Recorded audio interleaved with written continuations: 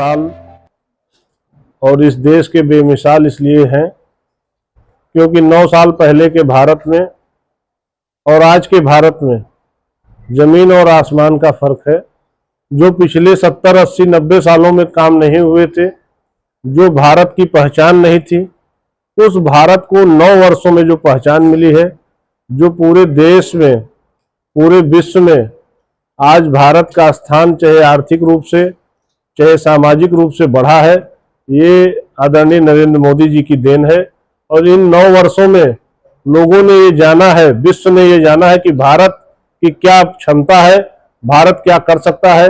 Surgical strike जैसी चीज़ों को, वैक्सीन जैसे मुद्दों पे जिस तरीके से भारत आज मजबूती से आगे बढ़ रहा है, ये 9 वर्ष बेमिसाल है। और रही बात हमारी 1.25 साल का हमारा कार्यकाल, इस हमारे खलीलाबाद विधानसभा में विधायक होने के बाद 1.25 साल बीते हैं। उन 1.25 सालों में विभिन्न क्षेत्र में अलग अलग जगहों पे मैंने काम किया है। जैसे नगर पालिका को अगर ले लीजिए तो समा माता मंदिर एक बहुत प्रमुख स्थान था, आस्था का केंद्र था, इस जनपद का केंद्र बिंदु है। समा माता मंदिर के पोखरे का निर्माण मैंने शुरू कराया। यहाँ की सबसे बड़ी समस्या हमारे खलीलाबाद नगर की जो थी वो जल जमाव की थी। जल जमाव को लेकर के जैसे ही मैं विधायक बना वैसे तुरंत यहाँ पे एक जल जमाव का नाला बनवाया कि जिस नाले से जो पानी हमारे नगर में गोला बाजार में इकट्ठा होता था वो पानी सीधे पुलिस लाइन की तरफ चला जाए। एक नाला सीवर का मैंने प्रस्तावित कराया, स्वीकृत कराया, वो नाले का कार्य भी शुरू हो गया है।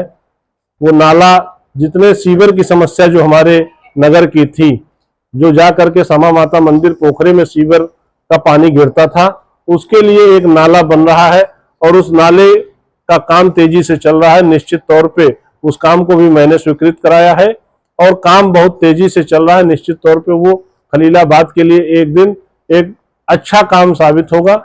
रही बात सड़क के क्षेत्र में, सड़क में एक सड़क हमने जिगना से लेकर के नौरंगिया तक का प्रस्ताव दिया है जो जल्दी ही स्वीकृत हो जाएगा। पायल पार से भुवरिया एक सड़क स्वीकृत करा दिया है मैंने जो करीब 22 करोड़ रुपए की सड़क है। एक बनकटिया पचपोखरी चौड़ीकरण सुंदरीकरण की सड़क प्रस्तावित है, स्वीकृत हो जाएगी इस महीने में। और करीब 70 सड़कें, करीब 68 सड़कें मैंने अपनी विधायक निधि से बनवाई है, जिनका मैं विवरण आप सबको दे रहा हूं। 68 सड़कें अपनी विधायक निधि से 68 गांव में काम कराया है, जिससे उन गांव के लोगों को निश्चित तौर पे एक सही रास्ता, आने जाने का सही मार्ग मिल जाएगा। उसी के साथ साथ खलीलाबाद में जो सबसे बड़ी समस्या रोडवेज की थी, उस रोडवेज की समस्या पे हमने प्रस्ताव डीएम के माध्यम से जिले में, प्रदेश में भिजवाया है। जो यहाँ ड्रेनेज खंड 2 की ऑफिस थी, उस ऑफिस को तोड़वा करके रोडवेज की जमीन, उसको रोडवेज के नाम आवंटित किया जाए, रोडवेज को वो जमीन मिल जाए। इसकी एनओसी की प्रक्रिया भी हमने प्रारंभ करा दी है, शासन में इसकी प्रक्रिया चल रही है। माननीय मुख्यमंत्री जी से भी मेरी बात हुई है, माननीय मंत्री सिंचाई विभाग से भी मेरी बात हुई है और माननीय मंत्री परिवहन से भी मेरी बात हुई है। तीनों लोग एक संयुक्त कमेटी बना करके इस जमीन को प्रस्ताव रोडवेज के नाम से करा रहे हैं। रही बात खलीलाबाद में कई ऐसी चीजें हैं जो अभी आना चाहिए, लाइब्रेरी हुई, कई ऐसी चीजें हुई जो और खलीलाबाद के विकास में, सुंदरीकरण में नगर पालिका से लेकर के और क्षेत्रों में होना चाहिए, जो अभी मैं प्रोसेस में है, उसको प्रयास कर रहा हूं कि मैं उसको करा दूं। एक बहुत प्रमुख मुद्दा हमारे यहाँ था जिससे हमारे व्यवसायी भाइयों को बहुत समस्या थी, अंडरपास का मुद्दा। उस अंडरपास को हमने स्वीकृत कराया। माननीय सांसद जी के सहयोग से हम लोग गए थे दिल्ली, स्वीकृत कराए। स्वीकृत कराने के बाद उसका काम प्रारंभ हो गया है। एक नगर पालिका के नाले के नाते वो काम रुका है। वो नाला जैसे शिफ्ट हो जाएगा बरसात के बाद, वो काम भी तेजी से होकर के पूर्ण हो जाएगा।